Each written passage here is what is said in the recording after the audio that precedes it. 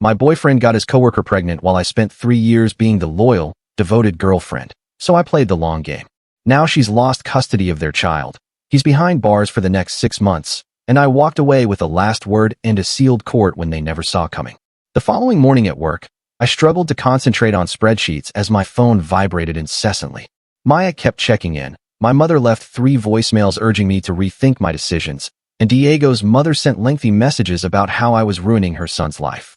I silenced all notifications and revisited those disturbing screenshots. Kira had posted them 8 months prior in a private Facebook group called Single Moms Winning, gleefully detailing her insurance policy pregnancy scheme with laughing emojis. The evidence was damning. She had written about researching the highest-earning coworker, meticulously timing everything with her ovulation app, and even boasted about keeping her ex as a backup in case the paternity test went awry. Comments from other women praised her as a genius, seeking advice. She had responded with a comprehensive strategy guide on selecting targets and orchestrating accidents. My stomach churned as I read it, but I promptly forwarded everything to my legal counsel. By lunchtime, the gossip at my office was rampant. Apparently, someone from the restaurant had uploaded a video of the entire incident. My colleague, Nicholas, discreetly pulled me aside in the break room, his face etched with concern.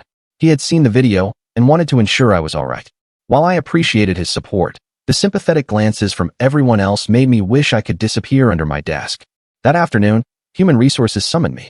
A complaint had been lodged regarding my disruptive personal life impacting the workplace. They wouldn't disclose the complainant, but I had my suspicions when I noticed Kira's closest friend from accounting smirking at me in the corridor. I explained the situation, presenting the harassment documentation my lawyer had begun compiling. They took notes, but essentially instructed me to keep my private affairs separate from the office environment. I left work early, sitting in my car in the parking garage, fighting back tears. My phone rang, Mark's name illuminating the screen. My heart leaped, then sank, as I recalled our last interaction. I almost didn't answer, but an impulse prompted me to accept. His voice was hoarse, weary. Farah hadn't slept well, repeatedly asking when I would return. She had crafted a bracelet for me at school and refused to remove it from her backpack. He didn't know what to tell her. Neither did I. We sat in silence for a moment before he inquired about my safety.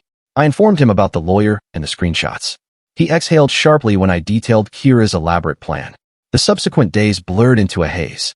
I immersed myself in work, attempting to ignore the hushed conversations. My direct supervisor discreetly mentioned hearing about the complaint but affirmed my consistent performance. Still, she advised me to maintain a low profile for a while. I bit my tongue and nodded, despite wanting to scream that none of this was my fault. Diego's harassment intensified. He began appearing at my gym, always on the treadmill directly behind mine. He would park outside my apartment building, simply sitting there for hours. I meticulously documented everything, capturing photos and saving texts. My lawyer stated we were building a robust case, but the legal process moved at a glacial pace. Then, Kira escalated her tactics. She started contacting my workplace, impersonating clients with complaints about my performance. She created fraudulent email accounts to send HR concerns about my professionalism. She even showed up at a company happy hour, loud and inebriated, proclaiming to anyone who would listen how I had stolen Diego and ruined her baby's life. My supervisor had another conversation with me. While she believed none of it was true, the disruptions were becoming problematic. She suggested I take some personal leave to resolve matters. It was not a suggestion, it was an order. I packed up my desk that afternoon, trying to ignore the smug expression on Kira's friend's face. Maya arrived that evening with takeout and tissues. She was incensed, ready to confront Kira directly. Instead, I showed her the screenshots. Her eyes widened as she absorbed Kira's calculated scheme. We spent the evening devising a strategy to utilize them. The next morning, I awoke to 57 notifications.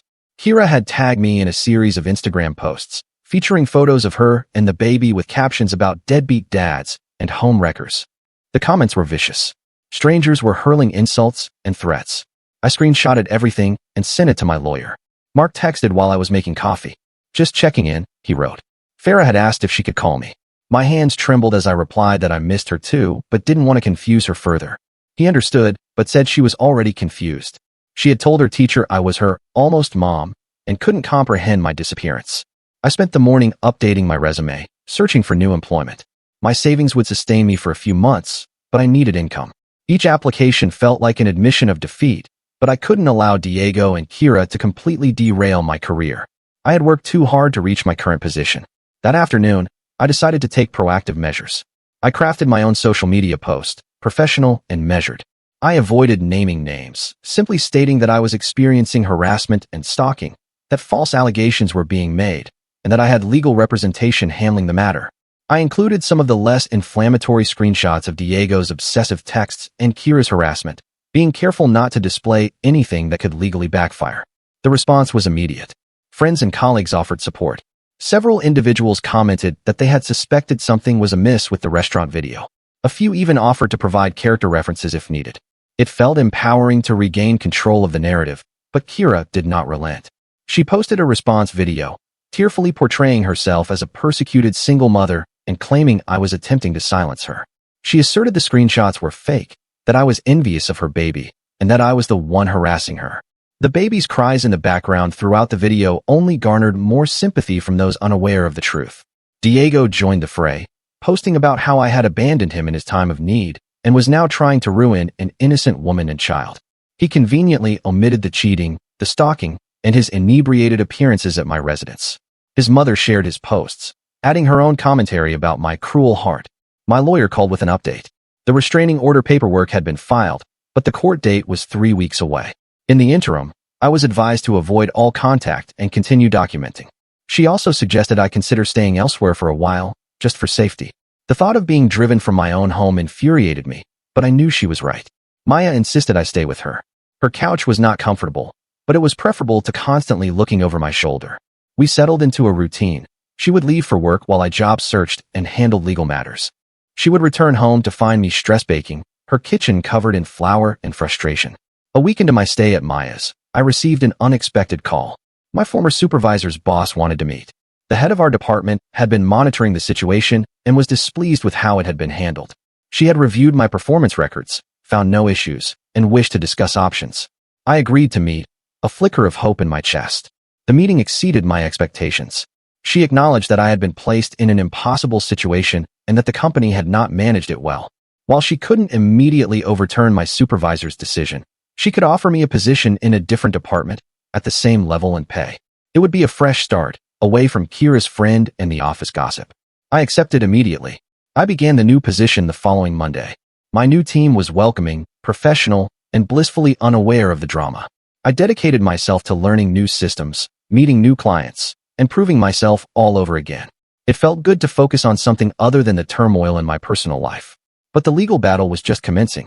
The restraining order hearing was a spectacle. Diego appeared in a suit, looking polished and playing the role of the heartbroken ex. Kira arrived with the baby, ensuring everyone observed her struggling single mother act. Their lawyers painted me as vindictive, jealous, and unstable. My lawyer presented the evidence methodically, the harassment, the stalking, the social media campaigns. The judge granted temporary restraining orders against both of them, but it felt hollow. They could still defame me online as long as they didn't contact me directly or approach me. The damage to my reputation was already done. I left the courthouse exhausted, wondering if it would ever truly end. Mark called that night. He had heard about the hearing through mutual friends. Farah was inquiring about me again, having made me a card at school. He wondered if perhaps we could meet at a park, just as friends, he emphasized, for Farah's sake. I agreed, even though I knew it would be painful. Seeing them at the park that weekend was bittersweet. Farah ran to me, wrapping her arms around my waist. She had grown in the weeks we had been apart. The card she made featured a drawing of the three of us, labeled My Family, in purple crayon. I had to blink back tears as I thanked her. Mark and I conversed while Farah played on the swings. He admitted he had been too hasty, too afraid. Witnessing Diego and Kira's behavior made him realize I was also a victim. He understood now that I was protecting his daughter as much as myself by maintaining distance until things settled. I told him I missed them too, but needed time to rebuild my life first. The walk back from the park felt interminable. Farah held my hand tightly, chattering about her art project at school while Mark carried her backpack. Every few steps, she would squeeze my fingers as if checking I was still there. When we reached their car, she wrapped her arms around my legs and whispered, "Please don't disappear again." I promised to see her soon, though I wasn't certain how to keep that promise. Mark briefly touched my shoulder before buckling her into her car seat. His eyes held questions I couldn't yet answer. After they drove away, I sat in my car for 20 minutes, staring at the steering wheel and trying to process everything. Maya was waiting with Chinese takeout when I returned to her apartment. She took one look at my face and poured wine instead of asking questions. We ate in comfortable silence until I finally told her about Farah's drawing. She reached across the table and squeezed my hand, reminding me that healing was not a linear process. Monday morning brought new challenges. Kira had apparently spent the weekend networking because suddenly my LinkedIn was inundated with connection requests from individuals in my industry, all with mutual connections to her. I ignored them, but the damage was already spreading. A colleague from my previous department privately texted me, warning that Kira was telling everyone at industry meetups that I was unstable and unprofessional. My new supervisor, Alexandra, summoned me to her office that afternoon. Someone had sent an anonymous email to our department head about my history of workplace disruption. Alexandra showed me the email, which was clearly written by someone privy to details only Kira would know. She assured me she wasn't concerned, but suggested we proactively document everything. I spent the remainder of the day compiling a comprehensive file of all the harassment, including the screenshots from Kira's pregnancy planning posts. Alexandra reviewed everything and immediately forwarded it to HR and legal. She also connected me with the company's employee assistance program. What I truly needed, however, was for Kira to cease her campaign. That evening, I discovered Kira had escalated further. She had joined several professional groups I was part of on social media and was subtly undermining my reputation. Her posts never mentioned me directly, but alluded to women who destroy families and professionals who cannot separate personal drama from work. The comments were supportive of her, and I recognized several names from my industry. I contacted my lawyer, who suggested we could pursue defamation charges, but cautioned it would be costly and time-consuming. I had to weigh the expense against my dwindling savings. Maya offered financial assistance, but I couldn't accept. Instead, I resolved to focus on rebuilding professionally and allow Kira to exhaust herself. Tuesday brought an unexpected ally. Nicholas from my old department reached out, asking to grab coffee. He had been observing Kira's behavior and was disgusted. Apparently, she had been using company time to manage her harassment campaign, and he had documented several instances. He offered to speak to HR if necessary. I nearly wept with relief at having someone else validate the truth. The coffee meeting revealed more than I anticipated. Nicholas mentioned that Diego had been appearing at the office looking increasingly disheveled, attempting to extract information about me from former colleagues. Security had escorted him out twice. He also shared that Kira's friend in accounting was beginning to distance herself, uncomfortable with the extent of the situation. I threw myself into work, determined to prove my worth in the new department. My first major project presentation was scheduled for Friday, and I spent every evening perfecting it. Maya would find me at her kitchen table, surrounded by papers, laptop open, completely engrossed. She would bring me tea and remind me to eat, being the friend I desperately needed. Wednesday afternoon, Mark texted, asking if we could talk. Farah had been experiencing nightmares about me leaving again. She had told her teacher that her bonus mom was gone because of mean people, and the school counselor was concerned. My heart shattered reading his message. I agreed to a phone call that evening. Hearing Farah's voice on the phone devastated me. She asked if the mean people were still bothering me, if that was why I couldn't come to dinner. Mark had attempted to explain in age-appropriate terms, but she was too intelligent for vague answers. I promised her the mean people wouldn't keep me away forever, that I just needed to resolve some grown-up problems first. After Farah went to bed, Mark remained on the line. He admitted he had been conducting his own research on Diego and Kira. He had found the video from the restaurant incident and was horrified he had allowed them to drive me away. He understood now that I was protecting his daughter as much as myself by staying away until things calmed down. Thursday morning, I awoke to find Kira had outdone herself. She had created a fake professional website using my name, with subtle misspellings, filled with unprofessional content and rants about workplace drama. It was sophisticated enough that casual searchers might mistake it for genuine. My lawyer added it to our expanding file, but the damage to my online presence was immediate. I spent hours collaborating with an IT friend of Maya's to get the site reported and taken down. We also worked on enhancing my legitimate online presence, creating a professional website and updating all my profiles. It felt like playing whack-a-mole with Kira's attacks, but I refused to let her win. The presentation on Friday went brilliantly. My new team was impressed, and Alexandra publicly commended my work. For a few hours, I felt like my old professional self again. That confidence lasted until I checked my phone at lunch and found dozens of messages. Kira had shown up at my old office building that morning, causing a scene about me stealing her life. Security footage showed her screaming in the lobby, the baby crying in her stroller, while she ranted about home wreckers and workplace harassment. She had been escorted out and banned from the building, but not before several clients witnessed the display. My former supervisor texted that she was grateful I had moved apartments, as if this was somehow my fault. Diego had apparently been there too, though he had remained in the parking garage. Security found him unconscious in his car, empty bottles on the passenger seat. The police were called, and he was arrested for public intoxication. His mother called me 17 times that afternoon, leaving increasingly unhinged voicemails about ruining her son's life. I forwarded everything to my lawyer and attempted to focus on work, but concentration was impossible when my phone kept buzzing with updates. A former colleague sent me screenshots of Diego's latest social media spiral, where he was posting old photos of us with long, rambling captions about real love and second chances. That weekend, I made a decision. I couldn't continue living in fear. I couldn't let them control my life. I asked Mark if we could meet again, this time without Farah. We needed to discuss us, whether there was a future worth fighting for. He agreed immediately, suggesting a quiet coffee shop where we had shared one of our early dates. Seeing him without Farah felt different, more intense. We talked for 3 hours, laying everything out honestly. He admitted he had panicked when things became chaotic, that his fear of disrupting Farah's life had made him reactionary. But observing how I had handled everything since, with grace despite the harassment, had revealed my true character. I explained my plan to systematically rebuild my reputation while allowing Diego and Kira to face the consequences of their actions. The restraining orders were just the beginning. I had evidence of Kira's fraud, Diego's stalking, and their coordinated harassment. My lawyer was building a solid case for both civil and criminal charges if necessary. Mark reached across the table and took my hand. He wanted to try again, but differently this time. We would be a team, protecting Farah together while dealing with the chaos. He had already consulted a family lawyer about safeguarding his daughter from any fallout. We agreed to take things slowly, but the hope in his eyes mirrored my own. Monday brought unexpected vindication. Kira's scheme had unraveled spectacularly over the weekend. Her ex, the baby's biological father, had seen her social media posts and was furious about being erased from his child's life. He had hired his own lawyer and was pursuing full custody, using her fraudulent behavior with Diego as evidence of unfitness. Even better, Diego's company had launched an investigation into his conduct. Between showing up inebriated, harassing me at work events, and Kira's scene in the lobby, they had had enough. He was placed on administrative leave pending review. His mother's calls to my phone finally ceased when my lawyer sent her a cease and desist letter. I felt the tide turning. My new department was thriving. My relationship with Mark was rebuilding on stronger foundations, and my harassers were facing real consequences. But I knew better than to lower my guard.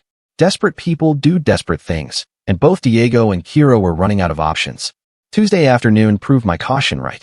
Kira had shifted to a new strategy, playing the victim to anyone who would listen. She started a crowdfunding campaign for legal fees to fight harassment, portraying herself as a single mother being persecuted.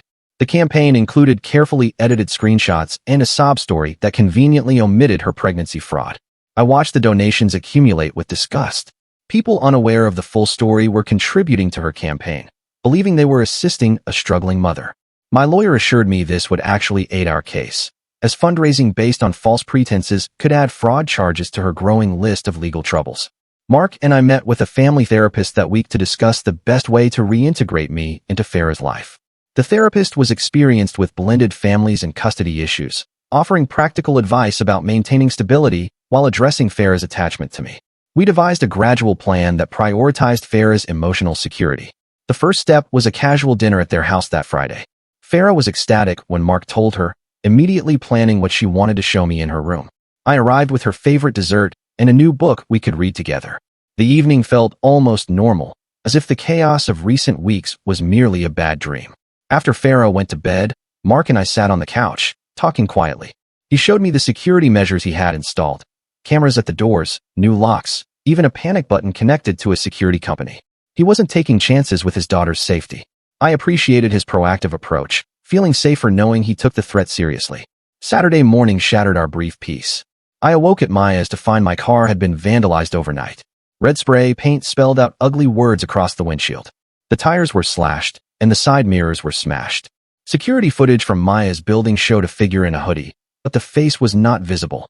The police took a report, but without clear identification, there wasn't much they could do. I had my suspicions about who was responsible, but suspicions were not evidence. The damage would cost thousands to repair, money I couldn't really spare. Maya drove me to get a rental car, fuming the entire way about the injustice. My phone rang as we were leaving the rental agency. It was Alexandra, her voice tense.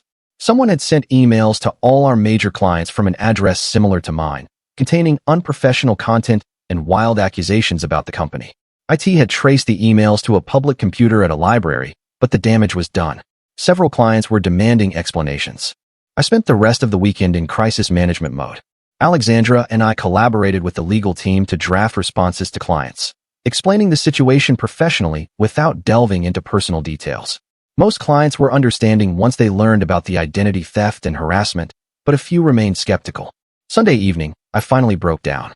The constant attacks, the professional damage, the financial strain, it all hit at once. Maya held me while I sobbed on her couch, feeling like Kira and Diego would never stop until they had completely destroyed my life. She reminded me that I had survived worse and would survive this too. Mark called during my breakdown, somehow sensing I needed him. His voice was calm and steady as he reminded me of all the progress we had made. The restraining orders were in place. Diego was facing professional consequences. Kira's fraud was being exposed. And most importantly, we were together. Farah had drawn another picture of us that day, labeling me as Mom for the first time. That small detail gave me strength. A 7-year-old girl had chosen me as her mom. Despite everything, I couldn't let Kira and Diego take that away. I wiped my tears and began planning my next moves. If they wanted a fight, I would give them one, but on my terms. Monday's team meeting included a presentation about handling cyber harassment and protecting company assets from social engineering attacks. I had worked with IT and legal over the weekend to create comprehensive guidelines. Alexandra was impressed enough to suggest presenting it company-wide. Something positive from all this chaos. The presentation led to unexpected support from colleagues who had experienced similar harassment. A woman from sales shared her story of an ex who had tried to sabotage her career. A manager from IT talked about identity theft he had faced. Suddenly, I wasn't alone in this fight. We formed an informal support group, sharing resources and strategies. That afternoon, my lawyer called with interesting news. Kira's ex had provided evidence for our case, including text messages where she boasted about her plan to financially trap Diego. He was furious about being used as a backup plan and wanted to help expose her. His testimony would be crucial if we pursued criminal charges. Even better, Diego's company had completed their investigation. He had been terminated for multiple policy violations, including misuse of company resources and creating a hostile work environment. His mother had called the company trying to intervene, which only exacerbated the situation. He was now unemployed with significant legal bills mounting. I felt a moment of sympathy before recalling the vandalized car and months of harassment. He had made his choices, and now he was facing consequences. My focus needed to remain on rebuilding and protecting the life I was creating with Mark and Farah. Tuesday brought a breakthrough. The police had enhanced the security footage from Maya's building and identified distinguishing features on the vandal. A tattoo on the person's hand matched one Diego had acquired during our relationship. With this evidence, they could arrest him for vandalism and violation of the restraining order. The arrest occurred Wednesday morning. Diego was taken into custody at his mother's house, where he had been staying since losing his apartment. His mother called me one last time, screaming about ruining her baby boy's life, before my lawyer's cease and desist letter finally convinced her to stop. I felt relief, but no satisfaction. This wasn't about revenge, just safety. Kira's reaction to Diego's arrest was predictable. She posted a lengthy rant about how I had orchestrated everything to destroy them both. She claimed I was jealous of their love and the family they had created. The fact that the baby wasn't even Diego's seemed lost on her. Her narrative was crumbling, but she clung to it desperately. Her ex used her posts as evidence in their custody hearing that week. The judge was not impressed with her behavior or her attempts to alienate him from his child. He was granted temporary primary custody, while she was ordered to undergo psychological evaluation and parenting classes. The baby would be safe while Kira dealt with the consequences of her actions. Thursday evening, I had dinner with Mark and Farah again. This time felt different, more settled. Farah showed me her school journal where she had written about her family. There I was listed as her mom alongside Mark as her dad. She had even drawn pictures of us doing everyday things together. Grocery shopping, reading bedtime stories, making breakfast. Mark and I exchanged glances over her head, both understanding the significance of that inclusion. After she went to bed, we talked about making things official, not rushing into anything but acknowledging that we were building a family together. He suggested I start looking for apartments closer to them, somewhere Diego and Kira couldn't easily find me. Friday's work triumph felt especially sweet. The client who had been most skeptical about the email situation called to apologize and commend how professionally we had handled everything. They were increasing their contract with us, specifically requesting I manage their account. Alexandra was thrilled, joking that perhaps all drama should come with silver linings like this. The weekend was blessedly quiet. I went apartment hunting with Mark while Farah stayed with a friend. We found a perfect place just 10 minutes from their house, in a secure building with good schools nearby. The implication was not lost on either of us. This was planning for a future together. Maya helped me move the following weekend. My possessions had been in storage since leaving my old apartment, and unpacking felt like reclaiming my life. Farah helped by decorating my new space with her artwork and insisting on picking out throw pillows. By Sunday evening, it actually felt like home. The first night in my new place, I sat on my couch with a glass of wine, finally feeling safe. The building had excellent security. My neighbors seemed friendly, and I was close to the people I loved. Diego was dealing with criminal charges, Kira was fighting for custody of her child, and I was free to build my life without their interference.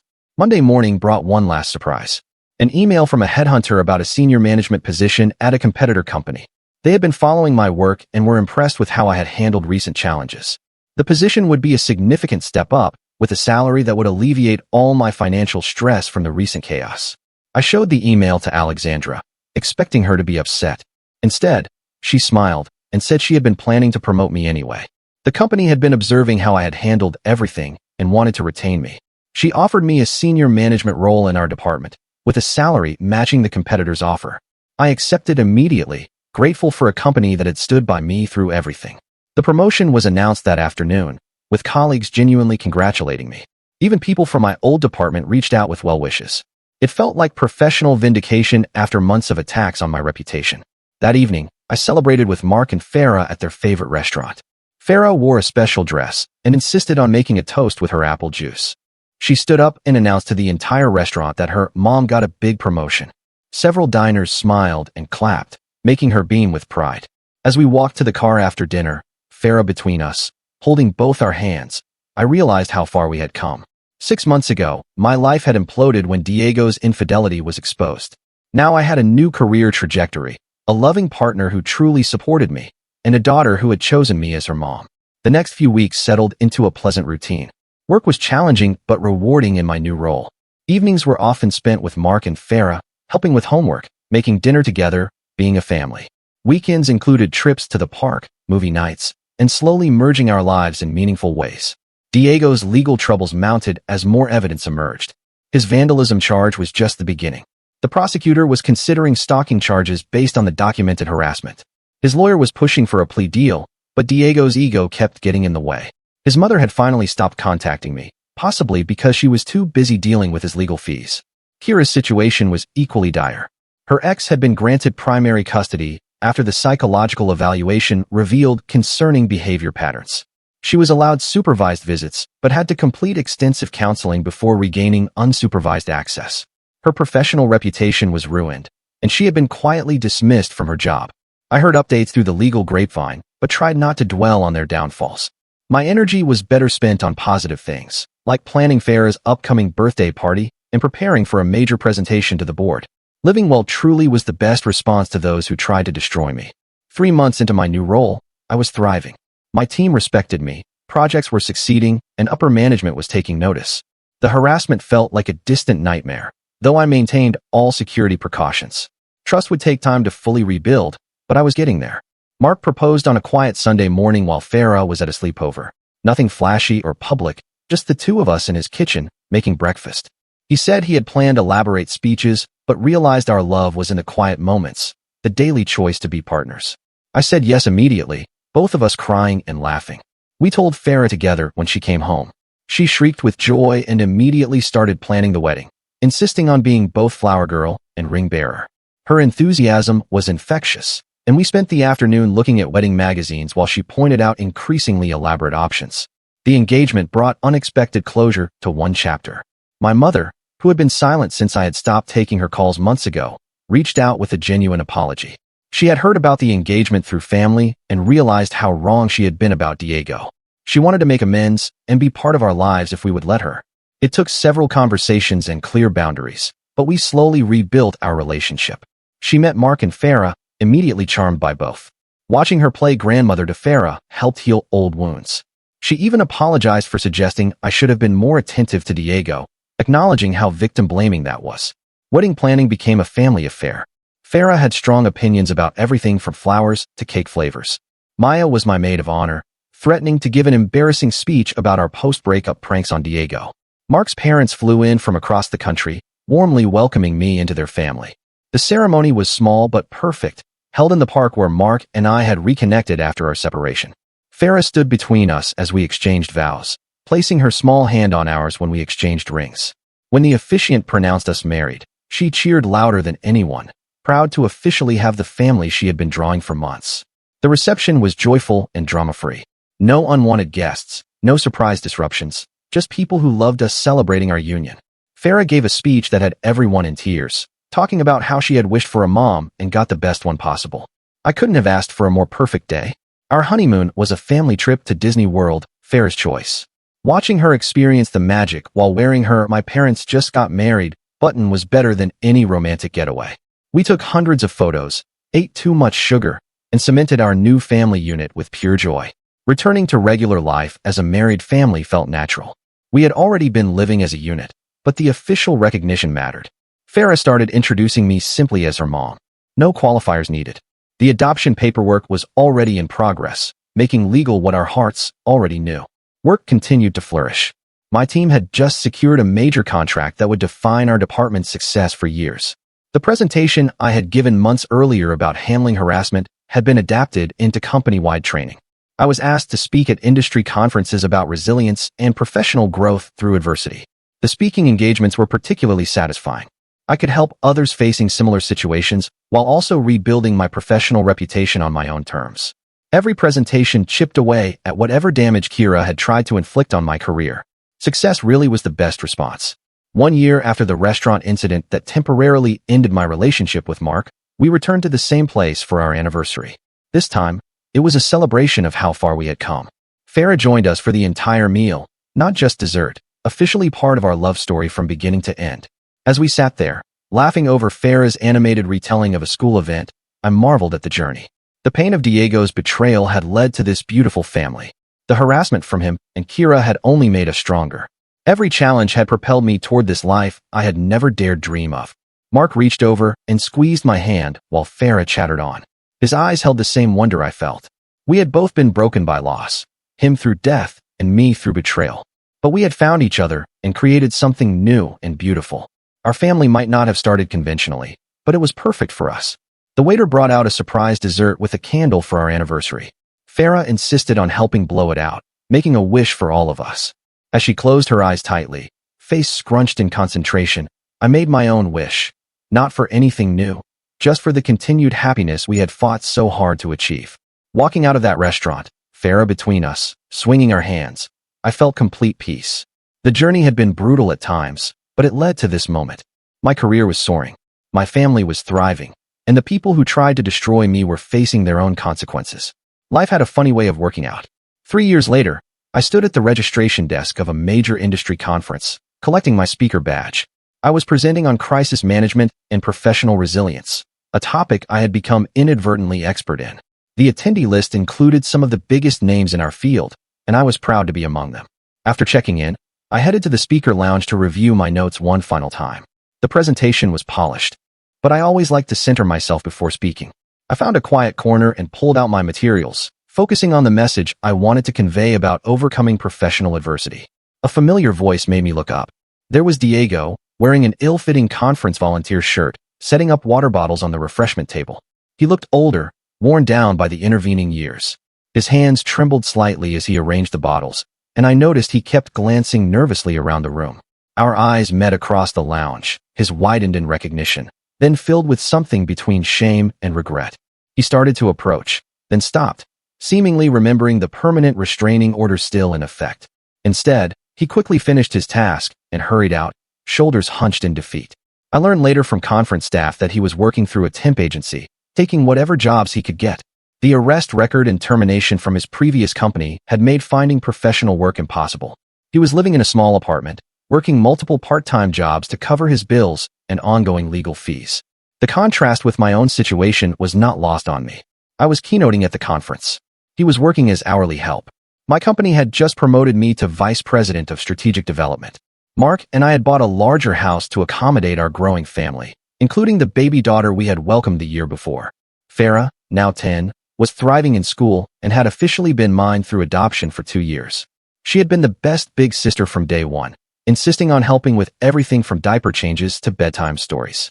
Our family photos showed 4 smiling faces, complete and content in ways I had never imagined possible.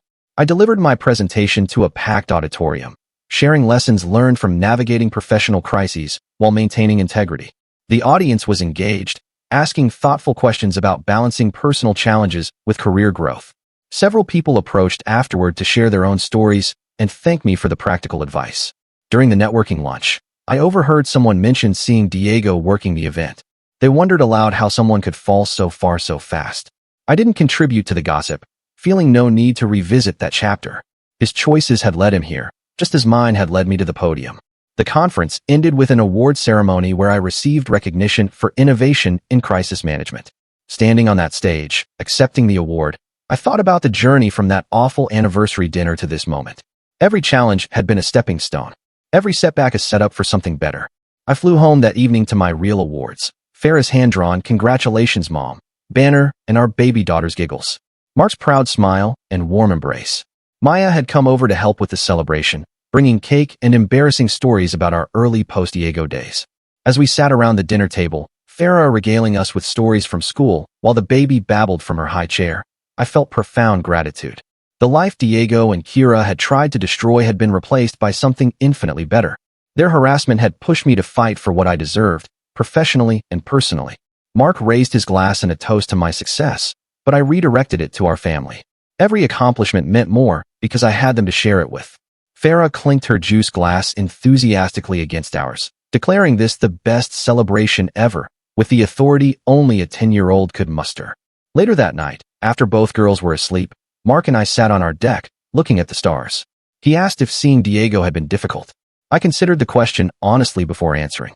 It had been surprising, but not painful. Like seeing a character from a book I had read long ago, familiar, but no longer relevant to my story. We talked about the future, upcoming projects at work, Farah's school play, the baby's first steps, normal family planning that felt extraordinary in its ordinariness. The drama and chaos of those early years had given way to stable happiness. We had earned this peace through perseverance and protecting what mattered most. My phone buzzed with a text from Maya, checking in after the conference. She had never forgiven Diego and Kira for what they had put me through, but she had also watched me rise above it all. Her message was simple. "Proud of you, bestie. You showed them all what success looks like." I smiled at her text, but didn't immediately respond.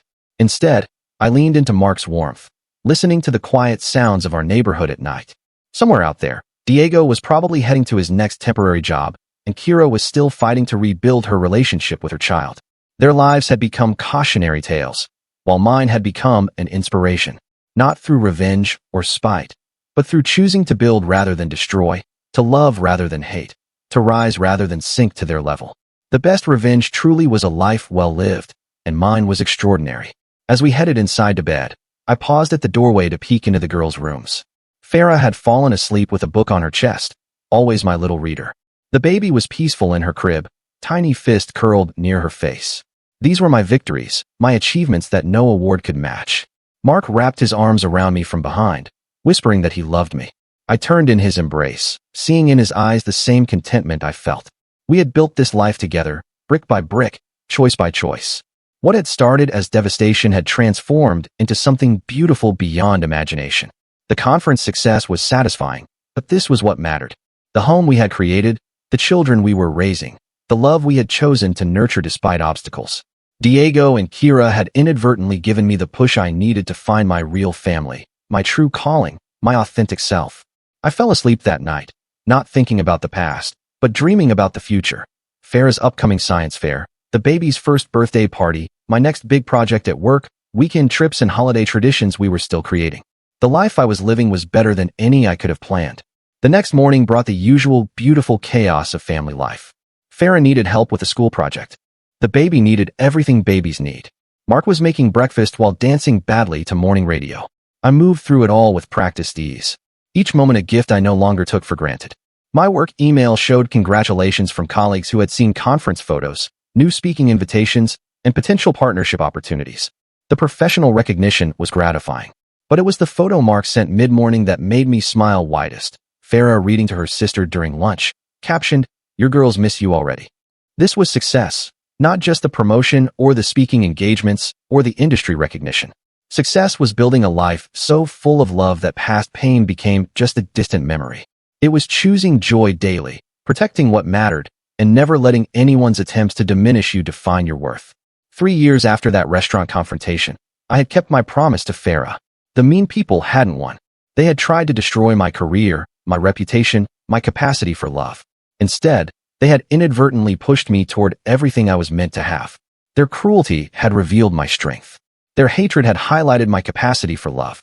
As I prepared for my afternoon meetings, I reflected on the unexpected gratitude I felt. Not for the pain Diego and Kira had caused, but for the lessons learned and the strength discovered. Every challenge had prepared me for the next victory. Every setback had set up a greater comeback. My assistant knocked, reminding me about the team meeting where I would be announcing our department's expansion. More jobs created, more opportunities for growth, more chances to mentor others through their own challenges. The ripple effects of choosing resilience over revenge continued spreading positively. I stood up, straightened my jacket, and headed to the conference room with confidence. Behind me was a past I had overcome. Ahead was a future I was actively building. And in this moment, I was exactly where I belonged. Successful not in spite of the challenges, but because of how I had chosen to face them. The meeting went well, the team excited about new possibilities. As I outlined our strategic vision, I saw in their faces the same ambition and hope I had felt rebuilding my own career. Several stayed after to discuss their professional goals, seeking guidance on navigating their own challenges. I shared what wisdom I could, remembering my own mentors who had believed in me when my world was falling apart. Success meant lifting others as you climbed, creating opportunities from obstacles, choosing growth over grudges. These were the lessons worth passing on. The day ended with a text from Farah asking if I could help with her presentation on inspiring women. She wanted to write about me, her mom, who had overcome hard things to achieve her dreams. I smiled through tears, honored by her choice and humbled by her perspective. That evening, as our family gathered for dinner, I looked around the table at the life we had built.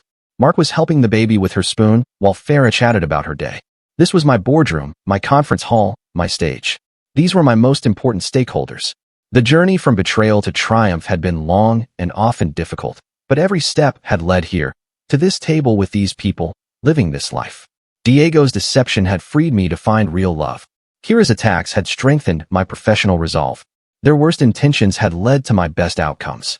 As Farah said grace before our meal, thanking God for our family and asking for continued blessings, I added my own silent gratitude for second chances and new beginnings, for love that heals and children who choose you, for careers that flourish when you refuse to give up.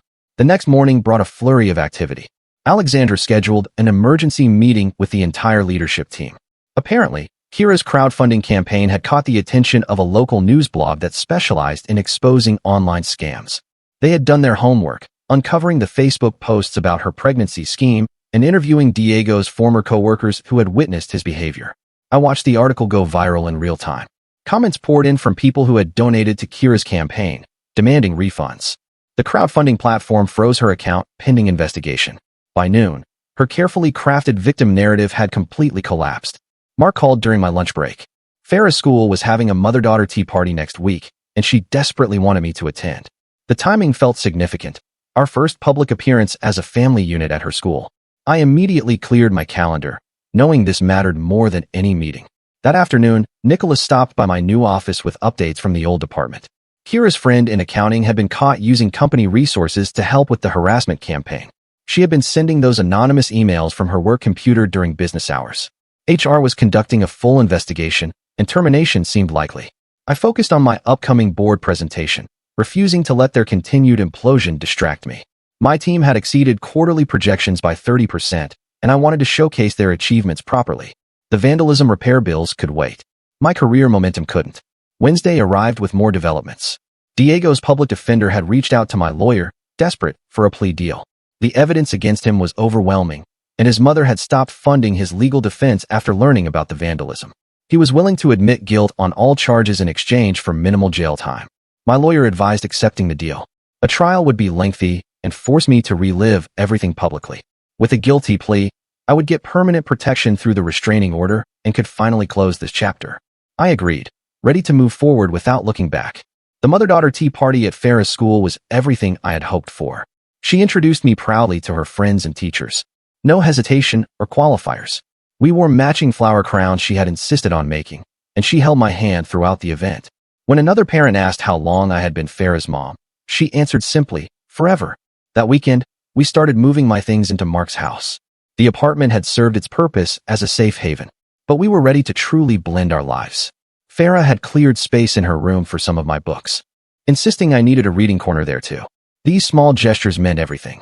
Maya helped with the move, alternating between teasing me about domestic lists and getting emotional about how far I had come.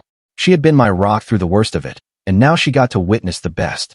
When she found the printed screenshots of Kira's scheme in a box, we ceremonially shredded them together. That evidence had served its purpose. Monday's board presentation exceeded all expectations. The executives were impressed not just with the numbers, but with how I had built team cohesion despite the challenges. They approved my proposal for department expansion, including 3 new hires.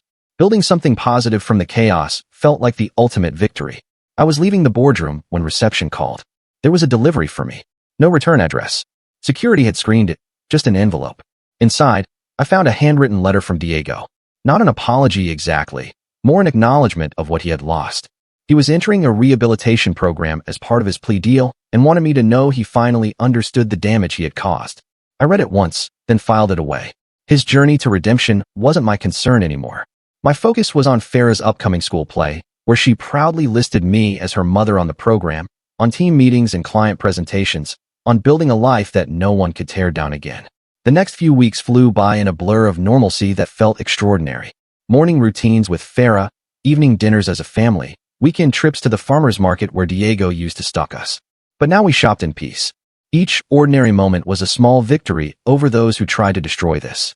Kira's situation continued deteriorating. The crowdfunding platform had not only frozen her account, but was pursuing fraud charges. Her ex had been granted full custody after she missed multiple supervised visits. She had been evicted from her apartment and had moved back with her parents out of state. The woman who tried to destroy my career had lost everything through her own actions. I found out through Nicholas that she had tried applying to several companies in our industry, but word had spread about her behavior.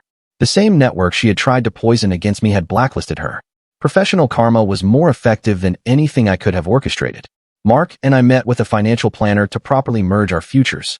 Between my promotion and his stable income, we were building something solid for Farah and any future children. The meeting felt like another step toward permanence, creating security that no external chaos could shake. Farah's play was a triumph. She delivered her lines perfectly. But what struck me most was her bio in the program. Under parents, she had listed Dad Mark and Mom Sarah. Seeing my name there in print, claimed by her so publicly, meant more than any professional accolade. The adoption paperwork was moving through the system faster than expected. Mark's lawyer said Farah's clear preference, and our stable home environment made it straightforward. We would have a court date within months, legal recognition of what our hearts already knew. Work continued to flourish. My expanded team was hitting every target, and Alexandra had started including me in senior leadership strategy sessions. The company was considering creating a new division, and my name was being floated to head it. From forced personal leave to potential division head in less than a year. I ran into Kira's former friend from accounting at a coffee shop near the office. She had been terminated after the investigation, and the encounter was awkward. She started to say something, maybe an apology or excuse, but I simply walked past. Some bridges weren't worth rebuilding. The divorce from my apartment lease was finalized just as spring arrived.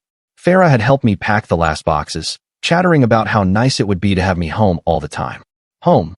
Such a simple word that had taken such a complex journey to achieve. Mark surprised me one evening with news that he had been offered a promotion too. His company wanted him to lead a new regional team. The position came with a substantial raise and better benefits. We celebrated quietly after Farah went to bed, marveling at how different life looked now compared to a year ago. The security system at the house caught someone on camera late one night. Not Diego or Kira, just a door-to-door salesperson. But we reviewed the footage together anyway. The hypervigilance was fading, slowly replaced by normal caution. Progress came in small steps. My presentation at the industry conference was scheduled for the following month. This time, I would be sharing strategies for building resilient teams through crisis. The irony was not lost on me that my worst professional year had become the foundation for my expertise. Farah started calling me Mom exclusively. No more switching between my name and the title. It happened gradually, naturally, until one day I realized she hadn't used my actual name in weeks. Mark noticed too, squeezing my hand when she called out, "Mom, where's my library book?" from upstairs. The plea deal was finalized on a Tuesday. Diego received 6 months in jail, 2 years probation, and mandatory counseling. The restraining order became permanent. His mother sent one last letter through his lawyer, not apologizing, but acknowledging she had been wrong about me. I filed it with his letter, closing that chapter completely. Work announced the new division at the quarterly all-hands meeting. I had been selected to lead it, with full autonomy to build the team and set strategic direction. The same company that had almost lost me to harassment now trusted me with a multi-million-dollar initiative. Alexandra joked that she was losing her best manager but gaining a peer. The adoption hearing was set for next month. Farah had already picked out her outfit and practiced what she wanted to tell the judge. Mark and I had explained the process, but she remained focused on one detail. After this, no one could say I wasn't her real mom anymore. I spent a weekend updating my LinkedIn profile with a new position, finally feeling safe to be visible professionally again. Within hours, congratulations poured in from colleagues and connections. Several people mentioned they had followed my journey and were inspired by my resilience. The house felt more like home every day. My books mixed with hers on the shelves. My photos joined the family gallery on the walls. Farah's drawings now included 4 figures instead of 3. A baby sister she insisted was coming someday. Mark and I exchanged glances whenever she mentioned it, both thinking, maybe someday soon. My team for the new division was coming together beautifully. I had attracted some top talent from competitors and promoted rising stars internally. Building something from scratch felt like the culmination of everything I had learned through the chaos. Every challenge had prepared me for this opportunity. The conference presentation was my professional redemption. Standing on that stage, sharing how to build teams that could weather any storm, I thought about my own journey. The audience was engaged, asking questions about practical applications. Several CEOs approached afterward about consulting opportunities. On the flight home, I drafted my first blog post about professional resilience. Not naming names or rehashing drama, just sharing strategies that had worked. The response was immediate and overwhelming. Messages from professionals facing their own workplace crisis, thanking me for showing it was possible to come out stronger. Farah met me at the airport with a handmade sign that said, "Welcome home, Mom," in glittery letters. Mark stood behind her, holding flowers and grinning. This was my success story, not the accolades or promotions, but coming home to people who loved me completely. The adoption was finalized on a Thursday morning. Farah wore her special dress and told the judge solemnly that I had been her mom since the first time I braided her hair. The judge smiled and made it official. We celebrated with ice cream for breakfast and took approximately 1,000 photos. That night, as I tucked Farah into bed for the first time as her legal mother, she whispered, "Now the mean people can never take you away, right?" I promised her that nothing and no one would separate us again. She fell asleep holding my hand, finally secure in what we had all fought to protect. Mark found me later on the porch, processing the magnitude of the day. We sat together in comfortable silence, watching the stars. Somewhere out there, Diego was serving his sentence, and Kira was rebuilding her life far from us. But here in this moment, we had everything that mattered.